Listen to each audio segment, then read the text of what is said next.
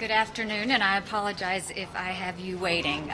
We have had a fun and eventful September. The U.S. presidency has been one that has been full of substance, full of issues, but we've been very proud about what we've done. We have raised alarm bells on Venezuela and Nicaragua and how the international community needs to pay more attention.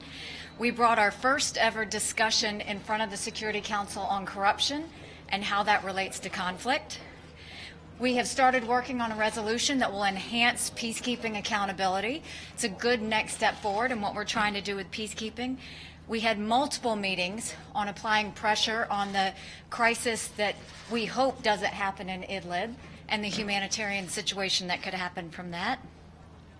We did a meeting to intensify the need for enforcement of sanctions on North Korea and reminding the council members that we are all responsible for making sure those are enforced properly. We are now getting ready to host the 73rd General Assembly High Level Week. So with that, I'm looking forward to passing the torch on to the President this next week and also to the administration to just highlight a lot of the things that are important to the United States and that are important to Americans. And I think as we do this, it's all of you know it's speed dating. But what we will try and do is have all hands on deck. There's a lot of issues to cover. You'll see many from the administration here. Some will be in the same meetings, some will be in separate meetings, but the focus will be very much on the United States, what our role is in the world, the relationships that we want to continue to build, and what we can do about that. I think that the goal that we all have as an administration is how we can make the American people proud and what actions we can show that really live up to that. So we'll kick off Monday morning with our event. Last year we did the big reform event that was hugely successful. This year the President will kick off the U.S. global call to action on the world drug problem. We are so excited to say we already have 124 countries signed up and growing. And there's something to be said for that because it shows how the world drug problem affects so many countries in so many different ways. And so we think this is going to be a great discussion. The focus is going to be on reducing the use of illicit drugs, on cutting the supply off, expanding treatment, but more than that, international cooperation in how we deal with each other in reference to illicit drugs. So we look forward to more signatories signing on to that. On Wednesday, the President will preside over the Security Council. I am sure that's going to be the most watched Security Council meeting ever, but we are very, very excited. We initially started off with being Iran, and I think if you just look at September and the fact that we had to deal with the issues of chemical weapons possibly in Idlib, the idea that we had to talk about what happened with the Skripal incident and with the attempted murders in UK, the fact that we are having to reinforce sanctions for North Korea, it led to a broader conversation. So we will have that conversation on nonproliferation and what we can do as an international community to get that to move forward. Tuesday, the President will be giving his General Assembly speech. He is looking forward to talking about really the foreign policy successes the United States has had over the last year and where we're going to go from here. He wants to talk about protecting U.S. sovereignty, but also those other countries that look at that protection as well and how we share those values. And we want to continue to build the relationships with those that do share those values. He will talk about foreign aid, how generous the United States is, but he'll also lay down a marker that while the United States is generous, we're going to be generous to those that share our values, generous to those who want to work with us, and not those that try and stop the United States or say they hate America and are counterproductive to what we're doing. So those are just some of the topics that he's going to touch on with the General Assembly speech. He's going to have, obviously, multiple meetings. He will be meeting with the Secretary General. He'll be meeting with the PGA. He has some bilats scheduled. He will be meeting with the head of South Korea, Egypt, France, Israel, Japan, and UK. So he'll have those bilats. Others could come up, but those are the ones that we know as of now. Two events that we're very excited about. The President and the First Lady will be hosting all heads of delegation on Monday night. And so they did this last year. They'll be doing it again. We look forward to that. And the President has kindly agreed to host the Security Council members, their foreign ministers and spouses to a reception on Tuesday night. So we will be doing that as well. That will be current Security Council members as well as next year's Security Council members as we go forward. Vice President will also make his appearance here. He's going to work on a high-level meeting on Venezuelan migration that's being hosted by Colombia. So he will be doing that. He will also be attending the President with certain meetings. Secretary Pompeo is also going to take the Security Council chair and chair an issue that is in the news every day and so important to all of the international community, and that's North Korea. And I think if you want to know the importance of this meeting, it's the fact that every single foreign minister will be attending this Security Council meeting. So it's a conversation that we think needs to be had. It's a chance for us to look at what we've achieved in progress in North Korea. It's a chance to look at the commitment that we want on peace, but it's also a chance to have the conversation that if we don't enforce the sanctions, all of this can go away. So we're excited about his leadership there.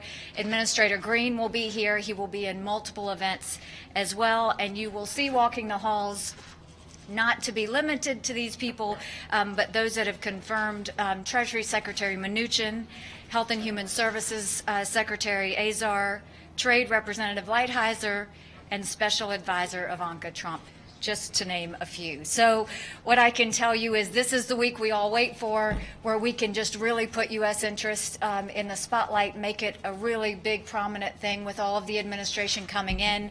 They are going to come in and do their thing, and we're all going to try and see if we can get some good peace and security and agreements passed through this next week, but we know it's going to be a good, strong one. So with that, I will take some questions. We'll start here. Pamela Falk from CBS News, Madam President. Also, what do you expect to come out of the non-proliferation/Iran meeting with the President chairing on Wednesday? There's no bilateral with President Rouhani, although there's been an offer. Do you expect any kind of relationship meeting, flyby with President Rouhani and President Trump? And do you think there will be any time to talk about or negotiations on a treaty, which the administration is looking to have? Well, certainly if Rouhani requested a meeting, that would be for the President to decide whether he wants to do that. What I think we're trying to do is just really talk about the issues that we have around the world. Iran continues to be a problem. Every dangerous spot in the world, Iran seems to have its fingerprints in it. So talking about Iran, talking about their proxies, talking about the other things they're doing to destabilize the Middle East will certainly be a topic. North Korea and the fact that, yes, we have a lot that we can feel good about, but we are a long way from making sure we get to that place we want to go. The issue that we even had to have 2 Security Council meetings to prevent an issue in Idlib is something that shows, with the threat that we could have had chemical weapons. These are all things that just show we've got a lot to talk about. And I think it's something very important that the President wants to do this with other international leaders in a public forum. You know, we're proud to say we've had 21 Security Council meetings. All were open, all were transparent for everyone to see. And the fact that you're going to have all of these heads of state having a meeting in the open transparently, I think is important for the international community. Thank you, Madam President. Yes. My name is Ali Barada. I'm with the Sharq al-Awsat newspaper and France 24. And my question also about that very specific meeting about non-proliferation. You said in the concept paper that you wanted teeth for the international laws and norms that regulate the ownership of these kind of WMD. What do you mean by that? And would you please explain, there are a lot of speculations and reports in the U.S. media and international media that you shifted the original idea from focusing on Iran to focus on the general terms of the WMD. Thank you so much. You know, we broadened the topic. I was very open with you on that. I think once we saw in September that we were addressing so many issues that the administration thought it would be valuable to expand that. And I think that's good. The idea that we're not just talking about one issue, but that we're talking about several is going to be good for all of the leaders that are in attendance, as well as something that the President wants to talk about. So he didn't want to be limited. I think we're going to expand it forward, but Iran is certainly part of all of that discussion as we talk about all weapons of mass destruction. And so I think it's a needed conversation to have, and I think it's going to be one that's very interesting to see what the leaders' different takes are on this and what they bring to the table. In the green dress. Green dress, yes. Thank you, Madam Ambassador. Betül Yürük, Turkish News Agency. I was wondering if you're expecting a meeting between President Trump and President Erdogan to discuss the recent tension between the two countries. Thank you.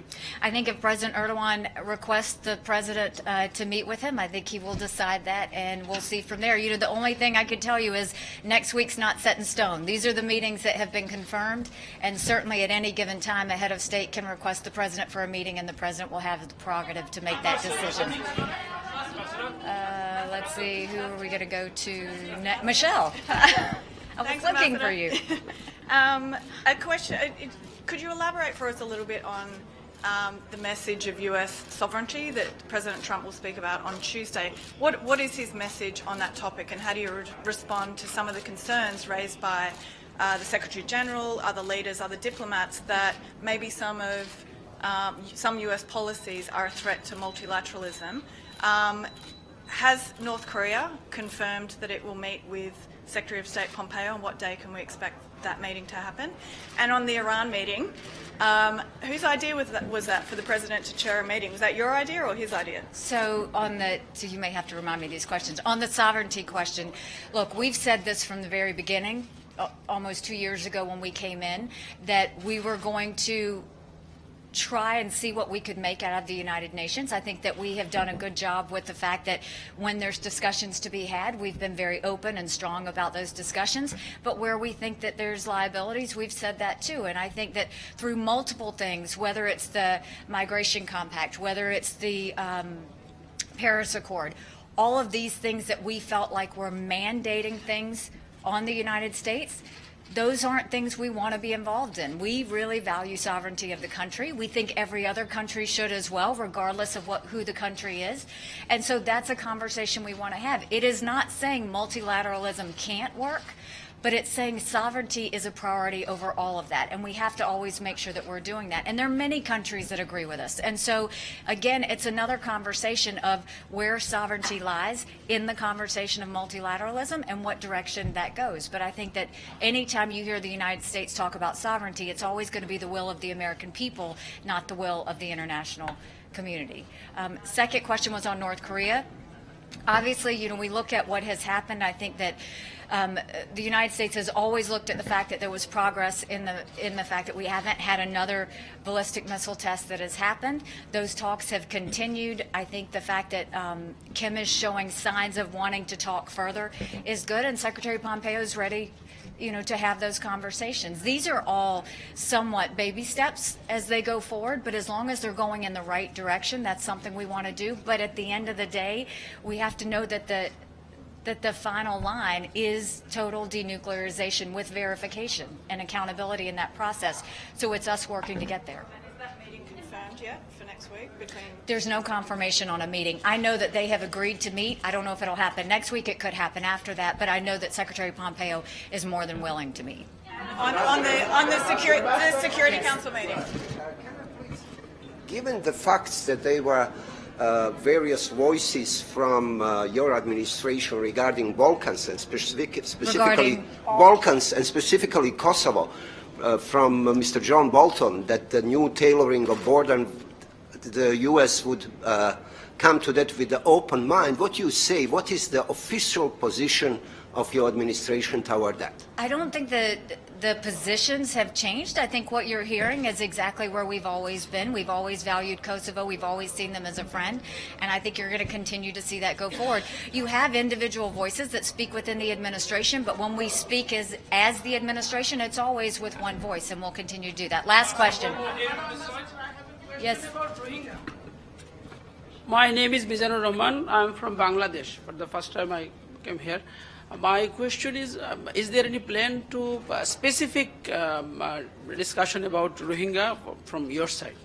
Well, I can tell you, I personally am going to be in a ministerial meeting that's being hosted by the United Kingdom on the status of the Rohingya, what we're doing about it, and it will have multiple international counterparts.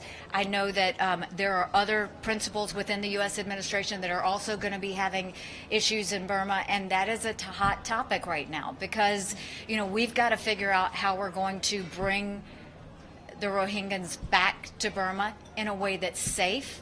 I think that I have expressed my views that I don't think the government, you know, has done enough. I don't think the military has accepted responsibility. I think the fact that Aung San Suu Kyi basically acknowledged the fact that the reporters were right to be detained and imprisoned is a real problem. And so we have a communication issue right now with Burma in that what they're saying, no one's understanding, and what we're saying, they're not hearing. And so at some point, the international community really needs to speak with one voice in how we're going to deal with the situation in Burma and not be okay with them just being in Bangladesh, which, by the way, is God's work in the way that the Bangladeshis have done that. That's it, you guys. I've got a council meeting to go to. Thank you very much. I appreciate it.